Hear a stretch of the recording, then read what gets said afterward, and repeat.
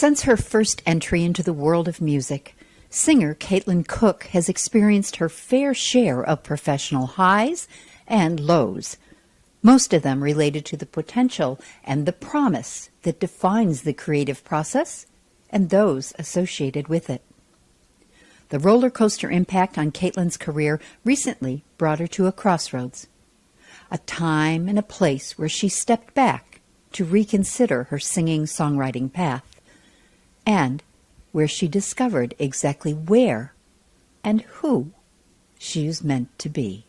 My mom and I were on our way to Rhode Island to audition for the next X Factor. No. So we were. I knew some of the producers, so I surpassed all those first rounds.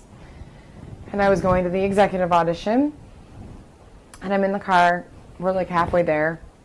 And Now, is Paula still on the X Factor? no, she didn't come back for the second season.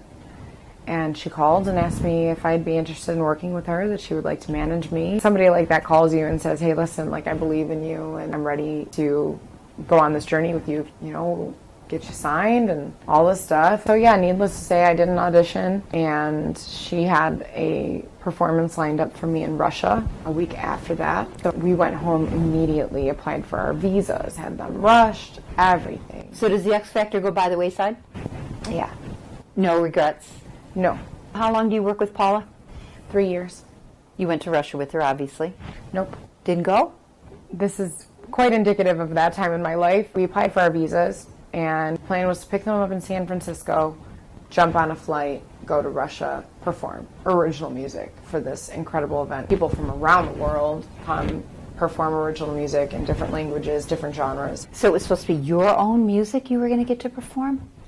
So I had rushed that week, rushed the band into studio, laid down instrumental tracks. These were songs we had never recorded before, trying to get all this stuff ready and together. In the meantime, my mom's handling the legalities, the visas, the everything, making sure we had our passports up to date and everything situated. The plan was to go to San Francisco, go to the Russian consulate, pick up our visas, hit it, you know, back to the airport, get on a plane, go to Russia. We get to the Russian consulate, they can't find our paperwork. So I called Paula like 15 times, no one answered.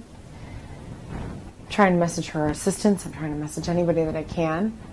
And no one got back to me for like an hour. Finally, they get back to me, what's wrong? Like, is everything okay? I'm like, no, like, we are in San Francisco. They're saying they don't have our visas here. I was like, this is a problem. They've been looking for an hour and a half. We're gonna miss our flight. Lo and behold, her assistants had the visas processed in Portland, Oregon, not in San Francisco. We had no way of getting them in time because I was already supposed to fly into Russia and go directly to the venue. And because we didn't get this figured out in time, there was no point for me to go. So this was kind of your first experience with Paula. Did it set the stage? Yes, the stage was set. But you didn't know that. And I didn't know that. If you had to give that time a title with Paula, what would you title it? A learning experience. Good, bad, indifferent? In many ways. It was kind of all of those things. She's a great person. She has a big heart. I think that she truly believes in supporting other people, supporting other artists, supporting dancers. However, she has her own career. She has her own things to worry about. And I don't think that it was a time to manage an up-and-coming artist. I just don't think that she had literally enough time in the day to do that. And so therefore, unfortunately, we had goals, you know, that we were supposed to accomplish. Recording a demo of original material, pitching to a label, getting signed. These are all things that were on our list, and we never accomplished any of them. I was at a point where I realized that no one's going to do this for you. You hope that they will. You hope that someone's going to help you because you're not in a position to do everything for yourself that you want done. So I was really at a point where I had to make a decision. I was either going to explore a different career path and do something different, or throw myself headfirst into music in some capacity, did not know what it was going to be, and immerse myself in it even further and see if I could do something on my own. And I chose to move to Nashville. And what year was that? This was last year, so 2015. And why Nashville? I have not heard you say once anything about country music. Tom Collins is a Nashville guy who developed Barbara Mandrell. Okay. And, had a lot of experience in the industry from a label standpoint on the business aspect of it. And he was interested in me when I was younger. And this is before everything, before the shows, before the bands, before everything. How did he find out about you? There's a guy originally from Buffalo that lives in Nashville, Bill Dillon, accomplished musician, writer. He owns his own publishing company. Great guy. And I got affiliated with him through Audio Magic and Robbie Konikoff, who managed me, from the get-go. So Phil brought me down there with my parents and introduced me to Tom. And he expressed interest in working with me. For some reason, my management at the time didn't think it was a good idea.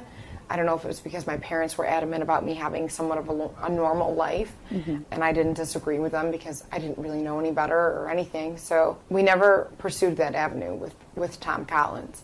But he was somebody who we still maintained contact with, still maintained a friendship. Last summer, 2015, in between my touring, I took 3 weeks, and I kind of just spent time there to see if I thought I could make something happen there and to see if I liked it. And I loved it. I reconnected with Phil. I made new connections, and I started networking all within this little 3-week window. And I thought, I think this is where I'm supposed to be. I moved there in October. And? I've made the best friendships in the industry. Call them friendships because they're people that I work with and I would like to work with even further, but we hang out all the time, we're good friends.